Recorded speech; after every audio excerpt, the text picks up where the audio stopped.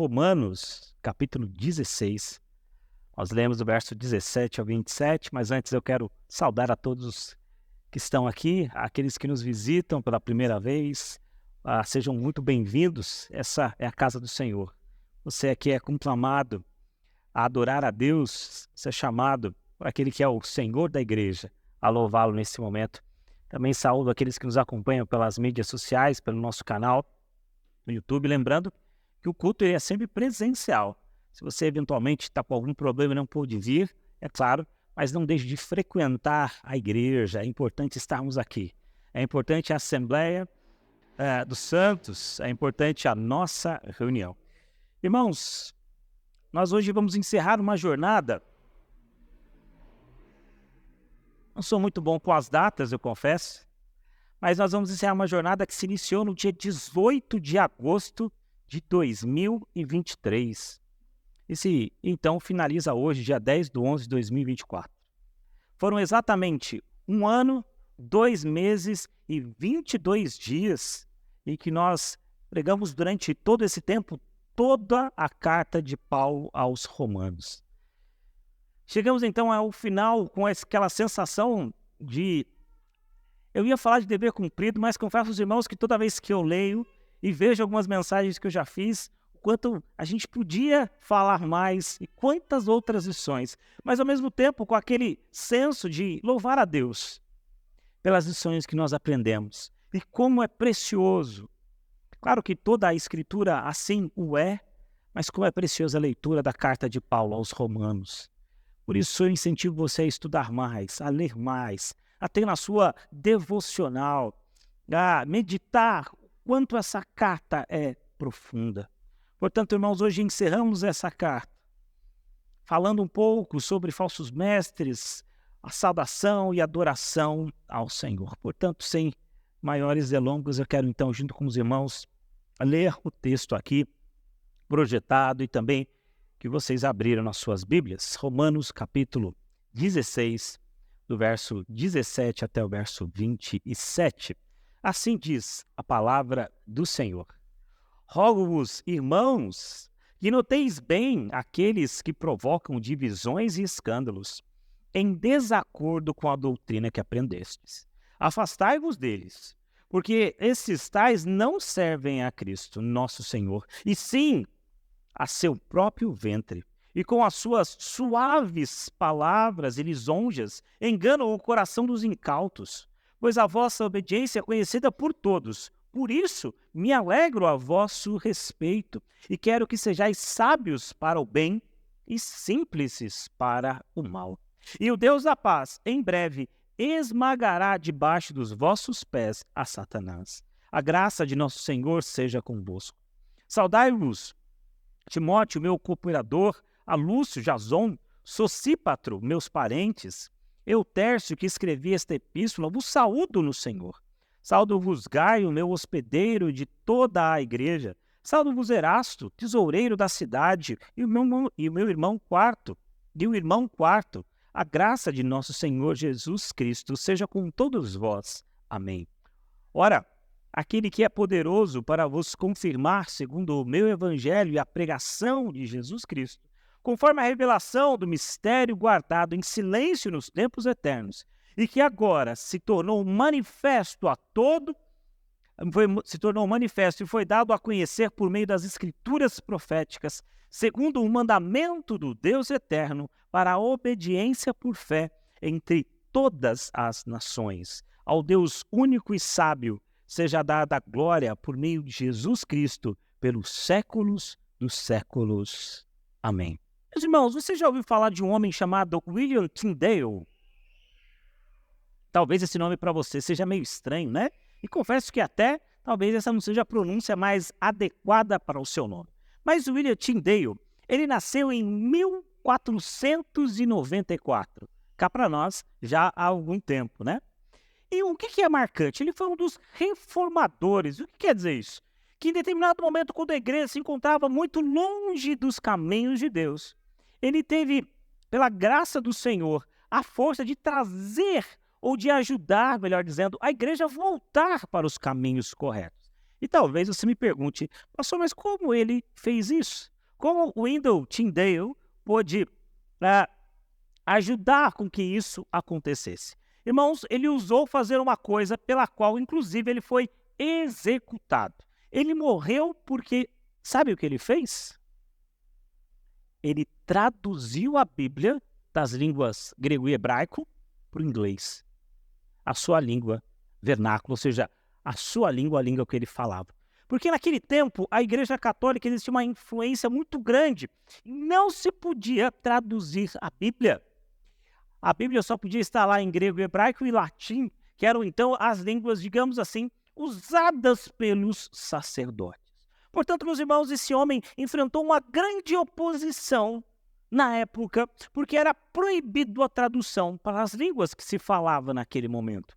Não se tinha a língua na nossa língua como nós temos hoje. Hoje, quando eu li, você pode me acompanhar tranquilamente, porque eu li a Bíblia em português, a nossa língua.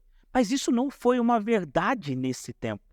Mas, irmãos, ele, através da palavra do Senhor, através do mover do Espírito Santo na vida daquele homem, ele teve a coragem de combater esse falso ensino, de não deixar com que a Bíblia fosse ou estivesse nas mãos dos seus irmãos. Mas, além disso, irmãos, esse não foi um trabalho que ele fez sozinho.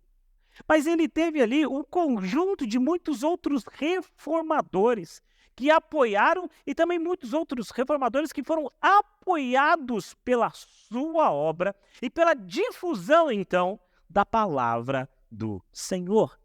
De certa forma, irmãos, nós fomos influenciados por isso, porque a nossa igreja é filha da igreja presbiteriana dos Estados Unidos, que por sua vez é filha da igreja presbiteriana escocesa. Ou seja, de alguma forma, essa influência também foi benéfica para nós hoje. E nota, irmãos, apesar das perseguições, ele permaneceu fiel. E ele adorou a Deus através do seu trabalho. E a sua adoração foi tão intensa que quando ele estava sendo executado, ele disse algo do qual nós não devemos esquecer. Na sua última oração, quando ele então estava sendo executado, ele disse a seguinte frase: Senhor, abre os olhos do rei da Inglaterra. E com essa frase, então, e com essa última oração, ele foi executado por adorar ao Senhor com toda a sua vida. Sem dúvida, irmãos, esse é um exemplo que ecoa o nosso coração. E, de certa forma, ilustra um pouco do que Paulo falou agora no final da carta aos Romanos. E é pensando nisso e olhando para esse texto que, nesta noite, eu queria falar sobre o seguinte tema: sabedoria divina, comunhão e adoração. Lições finais da carta aos Romanos. Sabedoria divina, comunhão e adoração. Lições finais da carta aos Romanos. E por que, talvez você me pergunte, pastor, mas por que falar desse tema, já que essa carta foi escrita há 2000 anos? Será que tem alguma relevância para nós hoje, depois de tanto tempo assim, ouvirmos acerca dessas verdades? Irmãos, eu quero dizer para você que esse tema ele é crucial. Crucial por quê? Porque nós precisamos ter a sabedoria divina para combater os falsos ensinos, para combater os falsos mestres. É necessário que a igreja do Senhor Jesus conheça bem a verdade.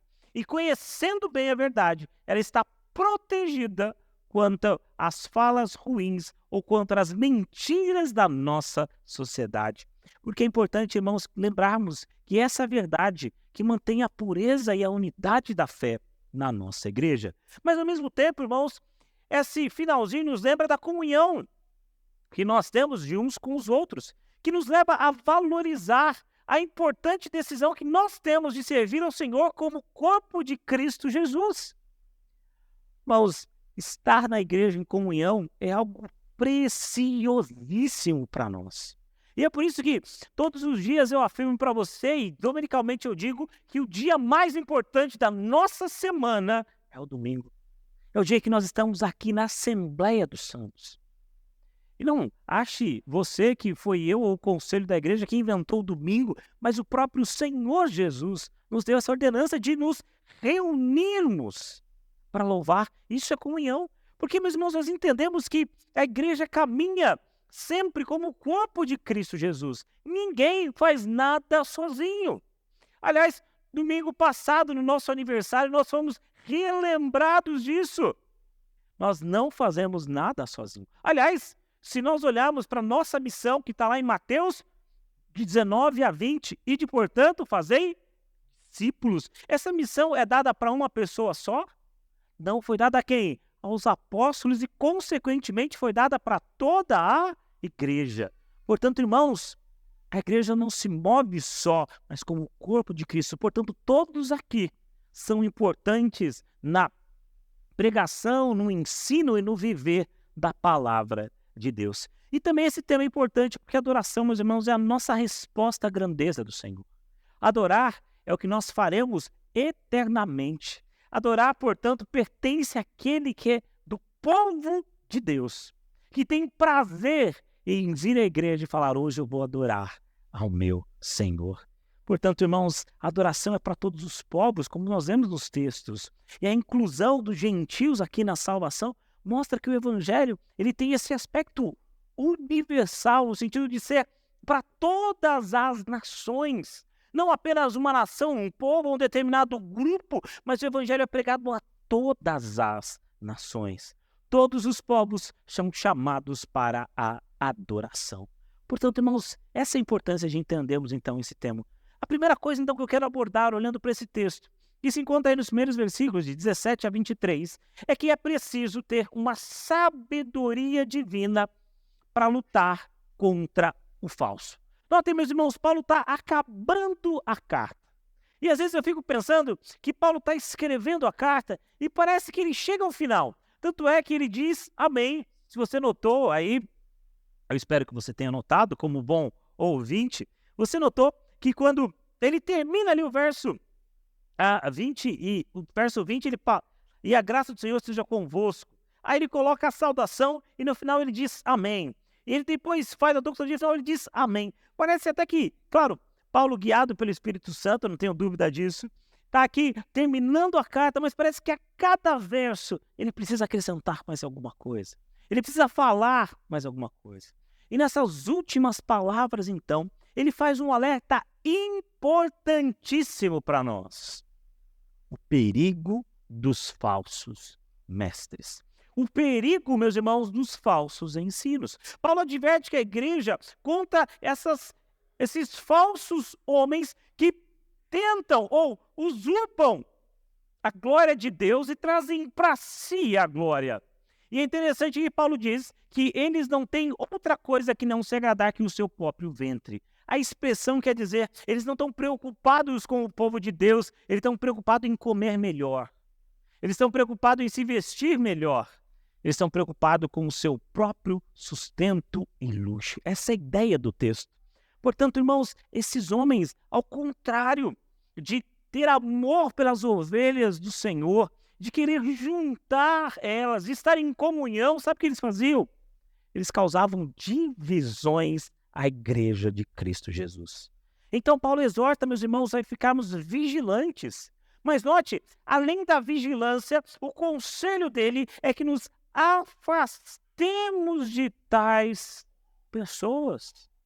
Eles não devem ser pessoas próximas de nós.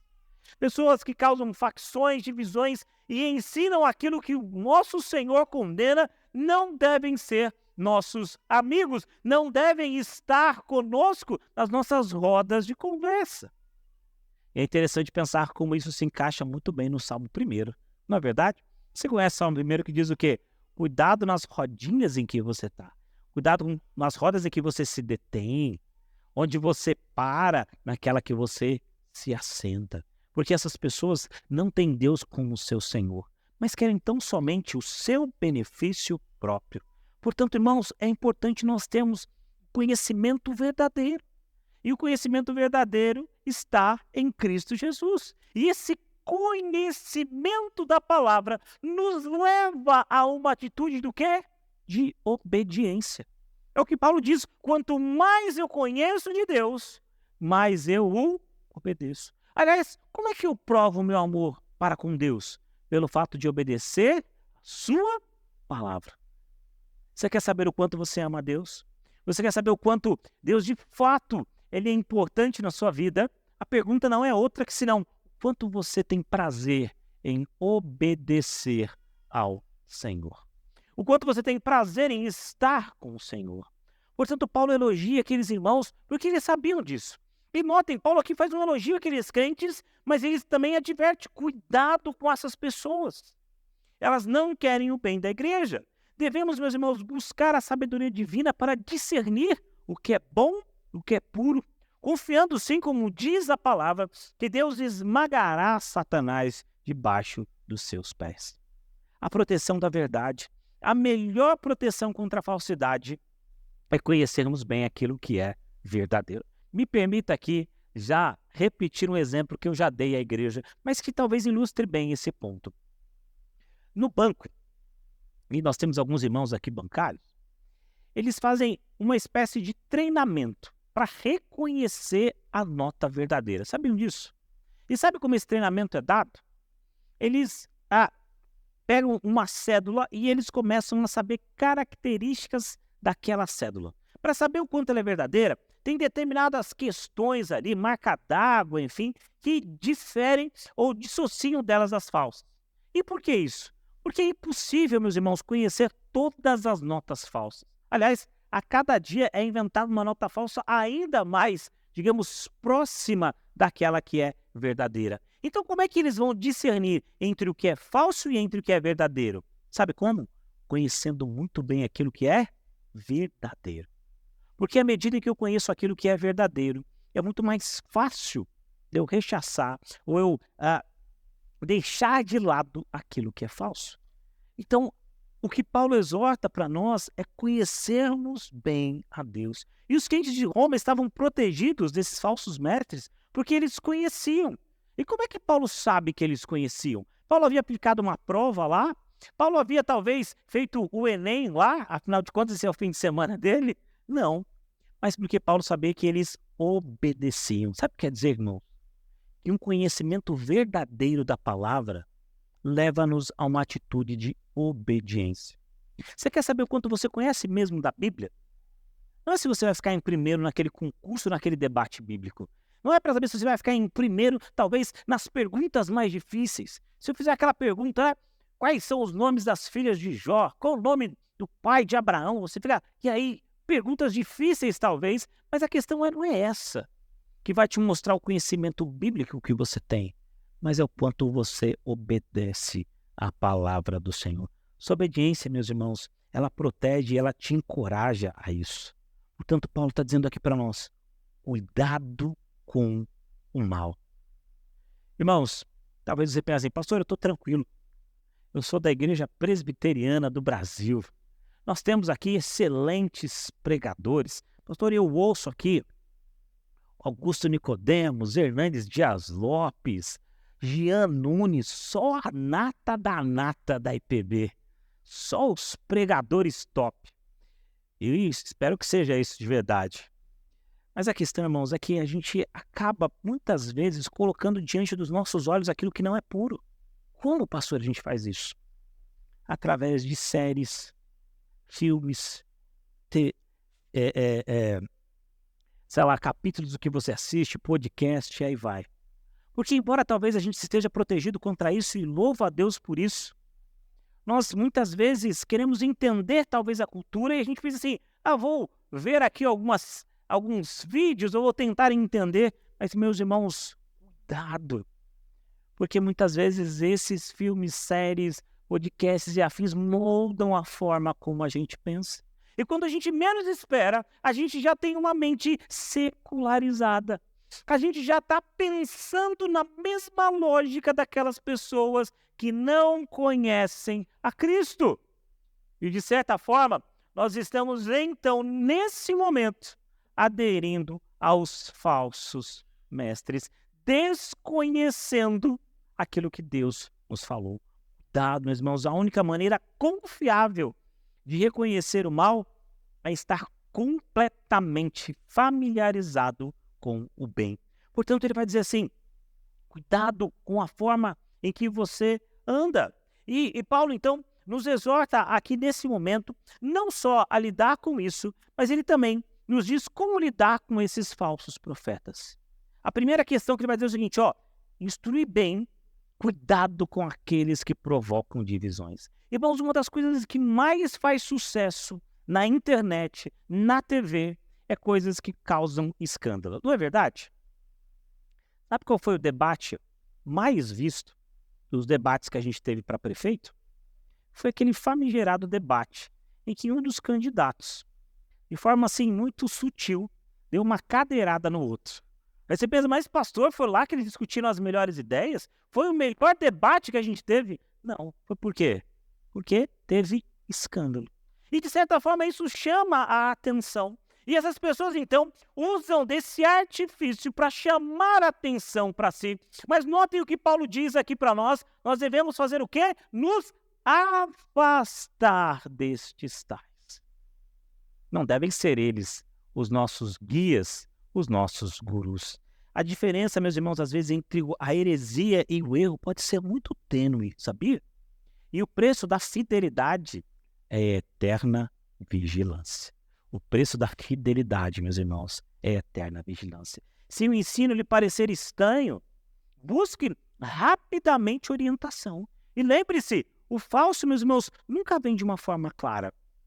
O ensino errado, ele nunca vem de uma forma clara dizendo que ele é errado, mas ele vem revestido numa capa doce e até de uma mensagem que aos nossos olhos pode ser amorosa. Quem sabe alguma coisa? Não, pastor, não vamos pensar nisso não, vamos pregar o evangelho só, e olha, vamos viver o amor.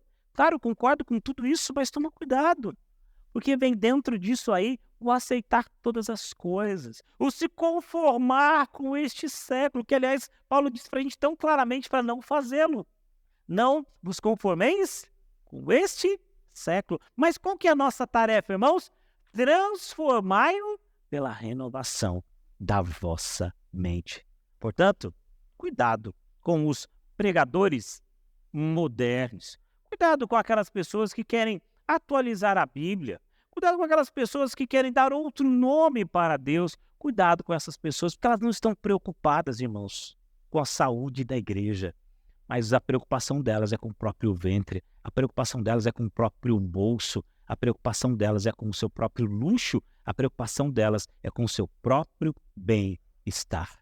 E eles não, então, estão muito preocupados com a reputação da igreja. Olha o que Paulo diz, pois a vossa obediência é conhecida por todos, portanto, alegro-vos em vós e quero que sejais sábios em relação ao bem, mas puros em relação ao mal. O pois aqui, meus irmãos, nos leva aqui, ou nos liga, aquele versículo 17, quando ele diz, afastai-vos dele, ou seja, eles não servem a Cristo. O que eles querem? Eles buscam o seu próprio interesse. Irmãos, eu sempre acho estranho quando nós olhamos pastores que enriquecem com a vida da igreja. Pastores que andam de jatinho, pastores que ostentam. Irmãos, o evangelho deve ser para nós algo que nos leva à humildade. Um pastor que não consegue cumprimentar os irmãos à porta, que não consegue visitar, o que não fala com os irmãos, não nos parece algo muito bíblico, não é verdade? Aliás, a própria palavra de Deus diz que o pastor, ele está com as suas ovelhas. Portanto, pastor, meus irmãos, pastor não é popstar.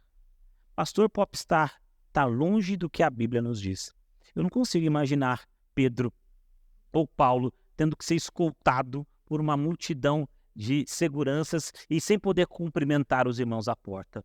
Eu não imagino pessoas que amam o evangelho e a palavra de Deus, sendo, na verdade, agora usufruindo dos bens que ele pode ter. E eu entendo, meus irmãos, claro, que a igreja, sim, deve sustentar aqueles que pregam meia, como a palavra diz, aqueles que dão a sua vida na obra do Senhor. Como nós hoje vimos pela manhã, nós devemos, sim, sustentar os nossos missionários com o nosso recurso, com nossas orações, mas jamais, irmãos, o intuito ou com a ideia de torná-los ricos. Pelo contrário, eles devem andar conosco. Por isso Paulo diz, olha, cuidado com estas pessoas. E Paulo diz, não deixe que a sua obediência, que é conhecida por todos, seja minado por esses falsos mestres. Mas notem, irmãos, que se Paulo diz então muito claramente, de forma muito contundente contra esses falsos mestres, por um outro modo agora, a partir do verso 21, Paulo vai falar sobre aqueles que nós devemos ter conosco. Se por um lado a gente deve rechaçar aqueles que são os falsos, por outro lado a gente tem que abraçar aqueles que são verdadeiros. Se por um lado a gente deixa os falsos mestres, por outro a gente abraça aqueles que são os mestres que amam a Cristo Jesus. E não é à toa que a partir do verso 21, Paulo retoma agora a sua saudação, aquela que nós falamos alguns domingos atrás. E ele mostra aqui como é importante a comunhão dos santos e a importância de nós ouvirmos os mestres verdadeiros, aqueles que amam a palavra do Senhor. Paulo agora, meus irmãos, envia saudação aos seus colaboradores, destacando aqui, meus irmãos, a importância da comunhão. Olha como é importante estarmos juntos. Ele menciona Timóteo, Lúcio, Jason, Sosípatro, Gaio, Erasto, Quarto, mostrando que a obra do Evangelho, meus irmãos, ela é um esforço conjunto. Todos nós aqui somos responsáveis pela pregação da palavra do Senhor. Por isso que uma das doutrinas mais bonitas da nossa igreja é o sacerdócio universal dos crentes. O que isso quer dizer? Quer dizer que nós temos livre acesso a Deus através de Jesus, mas quer dizer também que nós aqui, irmãos, somos responsáveis juntos pela pregação do Evangelho. A responsabilidade que pesa sobre mim é a mesma que pesa sobre você, é a mesma que pesa sobre a nossa irmã Priscila, que vai em algum momento para missões, é a mesma que está sobre os missionários. A nós é dado essa ideia como igreja do Senhor Jesus, de sermos, então, arautos desse reino. Nós sermos, então, a voz do Evangelho. Portanto, devemos valorizar, queridos, e cultivar a comunhão com os irmãos, apoiando uns aos outros.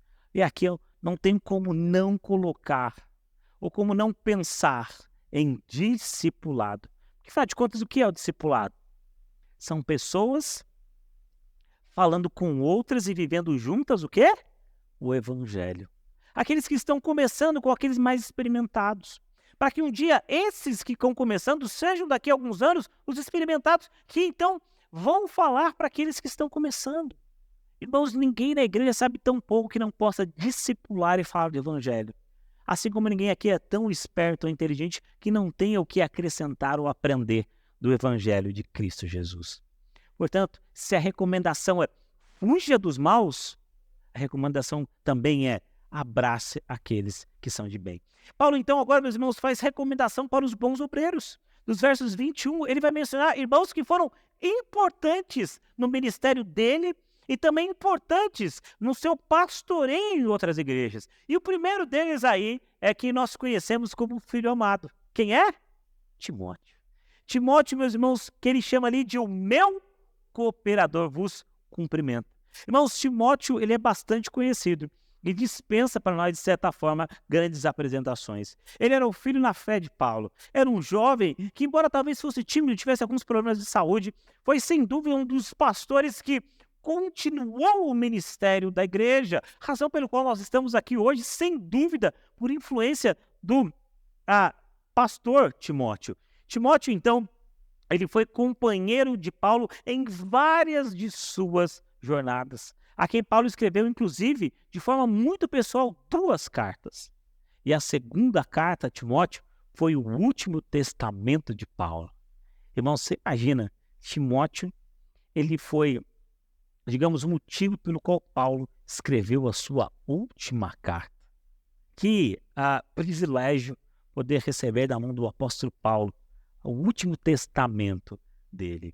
Mas notem que, além de Timóteo, Paulo vai citar também aqui Lúcio, Jasão e Sosípatro, que eu tive que ensaiar alguns dias para falar esse nome, né? Ele diz aí meus parentes, né? E a palavra parente aqui pode significar para nós compatriota, ou quem sabe irmão de sangue, né? Os judeus tinham essa concepção. E esse sentido é muito usado para alguém que está muito próximo, como um primo ou um irmão, talvez. E havia 3 deles com Paulo lá em Corinto, mostrando, meus irmãos, algo muito interessante, que a gente às vezes esquece ou não se lembra muito, mas que a família de Paulo apoiava o seu ministério. Notaram isso? A família de Paulo apoiava o seu ministério. É claro que a gente não sabe aqui a extensão de se toda a família entendia, mas nós vemos que muitos dos seus parentes o apoiavam. Talvez em oração, é claro, financeiramente, enfim, nós não sabemos como, mas é possível que o ministério de Paulo aconteceu por conta, é claro, dos cooperadores. É claro, irmãos, que tudo isso baseado na graça do Senhor, mas com pessoas que lutaram, que fizeram frente junto com o apóstolo Paulo. Na sequência, no verso 22, ele fala sobre Tércio, quando diz assim: eu, Tércio, que redigi essa carta, vos cumprimento no Senhor. E aqui talvez você me faça uma pergunta, porque ele diz claramente que ele escreveu a carta aos romanos. Pastor, você está falando desde o começo, desde lá de agosto do ano passado, que foi Paulo que escreveu Romanos. Como é que agora, no final da carta, aparece aí o Tércio que escreveu? Irmãos, era muito comum naquele momento usar o que nós chamamos de amanuense. O que é? Era alguém que escrevia. Se você prestar atenção, Gálatas, que possivelmente foi uma das primeiras cartas de Paulo, Paulo diz assim no finalzinho lá: olha com que letras grandes vos escrevo. Então é possível que Paulo tivesse um problema nos olhos. Talvez por conta dos apedrejamentos que ele sofreu, talvez até por conta de uma miopia mesmo, né? Da idade, é claro. A gente não sabe muito bem, mas ele não enxergava tão bem. Então era possível que ele usasse de alguém do qual ele ia falando e essa pessoa então ia tomando nota. Portanto, o Tércio foi aquele que escreveu a carta. Era o secretário que escreveu a mando do apóstolo Paulo, a carta aos romanos. E naquele tempo era muito comum que isso acontecesse. Portanto, irmãos, ele contribuiu de uma forma muito grandiosa para que essa carta fosse escrita. Depois, Paulo cita também um outro irmão chamado Gaio, e diz assim: cumprimenta-vos Gaio, meu hospedeiro de toda a igreja. Irmãos, quando a gente fala carta de Paulo aos romanos, talvez venha na sua cabeça a ideia de uma igreja como a nossa, e que, digamos assim, aquele que recebeu a carta vai chamar então, né, numa assembleia extraordinária, todos os irmãos para ler a carta aos romanos. Mas a gente não pensa de certa forma assim? Me deixa quebrar um pouquinho esse pensamento seu. Romanos, ou a igreja de Roma, não era talvez uma igreja como a gente acha, mas eram várias igrejas. E elas não se reuniam num templo como o nosso. Elas se reuniam, sabe onde? Nas casas. Então nós tínhamos várias casas que são então o que Paulo diz que é a igreja de Roma. Os PGs faziam parte dessa igreja de Roma. E uma desses grupos era hospedado na casa desse irmão chamado Gaio. Quando diz assim: Gaio vos cumprimenta, meu hospedeiro, mas ele não só hospedou Paulo, mas toda a igreja. Paulo, então, estava hospedado na casa desse irmão. Um homem, ao que nós entendemos, um homem rico de posses que havia em Corinto e que havia se convertido ao evangelho e que, então, abrigava em sua casa uma igreja. Paulo, então, meus irmãos, naquele momento morava lá em Corinto quando escreveu a carta aos romanos. E a igreja se reunia onde? Na casa desse irmão. Mas ele cita aqui também um outro irmão chamado Erasto, né? Quando ele diz assim: cumprimenta-vos Erasto, tesoureiro da cidade. Irmãos, há uma inscrição muito antiga nas ruínas lá de Corinto que dizia assim, ó: Erasto mandou pavimentar essa rua às suas próprias custas. Nós talvez podemos entender que ele era uma espécie de administrador da cidade. É o que hoje, talvez, de uma forma um pouco mais moderna, nós chamássemos de prefeito. Essa era a ideia. Ele administrava a cidade. Era um homem rico de posses que se converteu e estava com Paulo lá em Corinto. Outro irmão que também é citado aqui é o irmão Quarto, né? Finalmente Paulo menciona o irmão Quarto, que ninguém sabe exatamente quem era, mas que de alguma forma entrou para a história como o irmão que estava com Paulo quando ele escreve essa saudação. Portanto, irmãos, essas saudações elas são importantes. Sabe por quê? Porque mostram para nós que Paulo não estava só. Ao escrever a carta, e ele nos diz isso, ele acreditava no trabalho em equipe. Eu sei que às vezes a gente fica meio chateado de trabalhar em equipe, não é? Não sei você, mas no colégio você deve lembrar, ou deve ter lembranças ruins do seu tempo de escola de trabalho em grupo. Trabalho em grupo é um pouco daquela ideia, né? Um faz, o outro fala que apresenta e todo mundo coloca o nome, né? Quem nunca chegou tarde na escola e falou assim para o amigo, coloca meu nome aí no trabalho, né? E às vezes você ali, pela misericórdia, você, tá bom, vai, vou colocar aqui seu nome aí no trabalho. Mas, ontem, irmãos, não é esse tipo de trabalho do qual Paulo fala, mas o trabalho em que, de fato, cada um participa e dá da sua colaboração, da sua cooperação para que ele chegue, para que ele avance. E assim, irmãos, nós entendemos que a grande aplicação que nós podemos fazer dessa saudação é mostrar, irmãos, que nós precisamos uns dos outros. Nenhum ministério ele é feito isoladamente. Nenhuma igreja trabalha de forma isolada, mas nós somos parte de um todo. Quando eu fazia aula sobre missões urbanas, eu lembro do meu professor sempre comentar, e em uma das suas orações, ele dizia o seguinte: Senhor, usa a nossa igreja como parte do seu plano para esse tempo. Porque, irmãos, a nossa igreja não está aqui sozinha. Nós fazemos parte do plano de Deus para engrandecimento do seu reino aqui na terra. Portanto, irmãos, mesmo que falsos profetas possam rodear a igreja, Deus levanta homens que contribuem, Deus levanta homens de verdade e que mostram o evangelho a todos aqueles a quem Deus já escolheu antes da fundação do mundo. E agora, então, meus irmãos, caminhando para o final da minha mensagem, nós temos a última parte. Paulo agora, terminando a carta, ele faz algo que, sem dúvida, é muito propício para o término. Sabe o que ele faz? Uma doxologia. Pastor, palavra difícil essa daí. O que significa doxologia? Uma palavra de glória. A ideia é que ele termina a carta fazendo, sabe o quê? Adorando ao Senhor. E esse é o nosso fim supremo.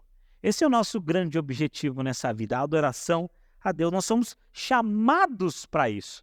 Paulo então começa dizendo, ora, aquele que é poderoso para vos confirmar, seja dado a glória para todo o sempre.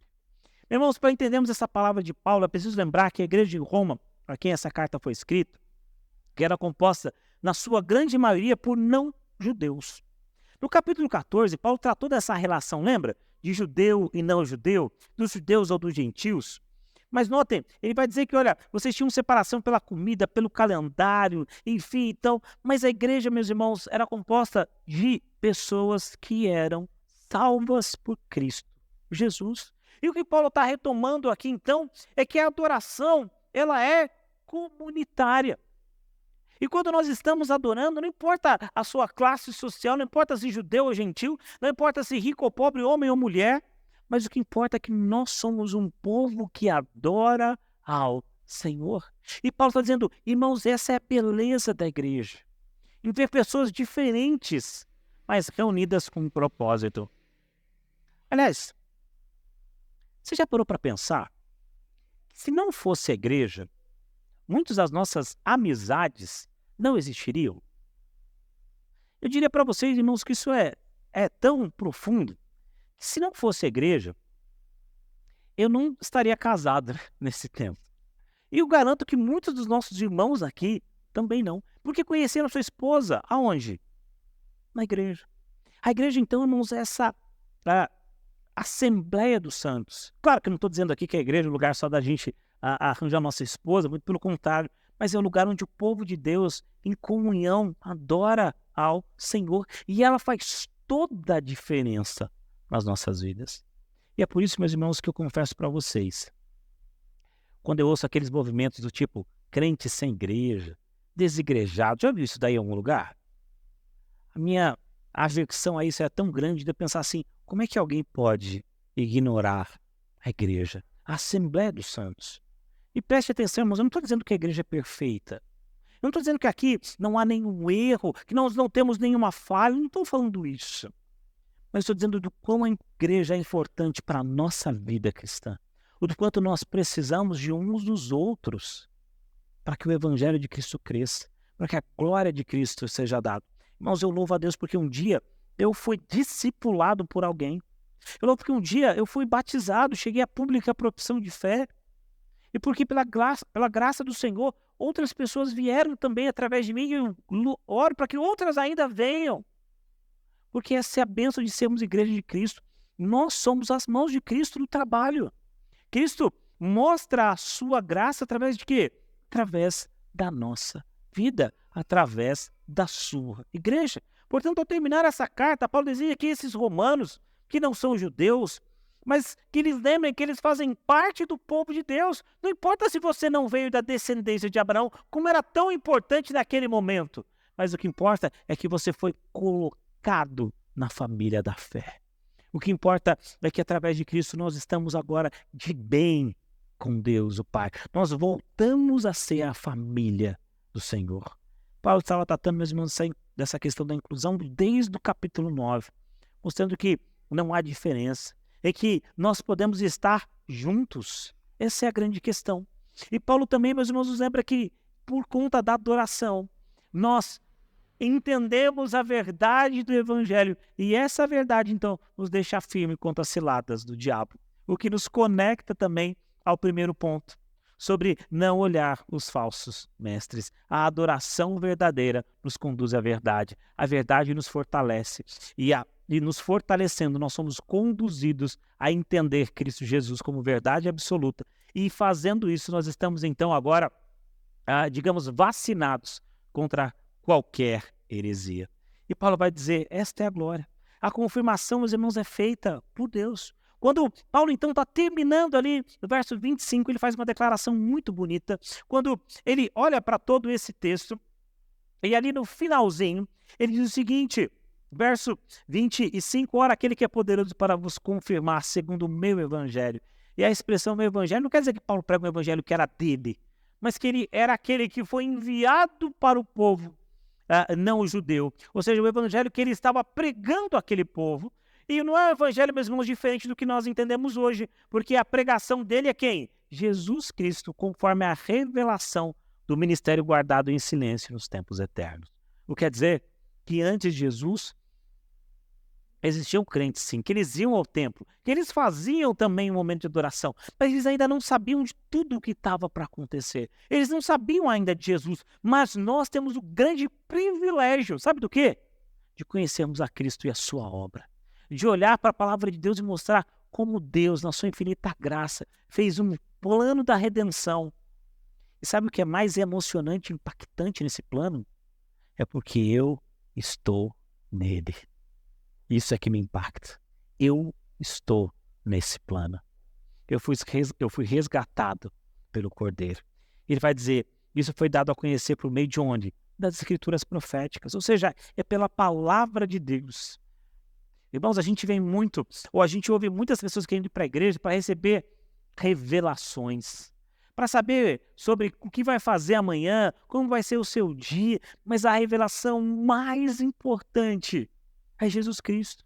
E essa foi nos dado através da sua palavra. E está aqui, segundo o mandamento do Deus eterno, para quê? Para a nossa obediência. Ao Deus único e sábio seja dada a glória. Não há como terminar essa carta que não adorando ao Senhor. E a Ele seja a glória pelos séculos dos séculos. Amém. Irmãos, eu encerro então saudosamente na nossa exposição à carta aos Romanos com aquele sentimento de que podia ter muito mais coisa. Que nós podíamos falar de muita coisa. Certamente, se um dia mais para frente a gente for fazer de novo essa série, muitas outras coisas vão aparecer. Talvez agora um pouco mais experiente. Mas eu louvo ao Senhor porque diante desse texto inspirado, nós temos aqui advertências, exortações, consolações e fomos advertidos muitas vezes. Saímos aqui algumas vezes talvez tristes por sermos advertidos pelo nosso pecado. Algumas vezes consolados, mas sobretudo alegres porque Deus nos ama. E o fato de Deus nos amar é que Ele nos corrige, Ele nos exorta, Ele nos consola. E tudo isso nós encontramos nas exposições e na carta de Paulo aos Romanos. Portanto, irmãos, eu quero encerrar aqui com algumas importantes aplicações para nós. A primeira, meus irmãos, é louve a Deus, porque o Evangelho foi revelado a nós. Que privilégio você tem de ser filho de Deus.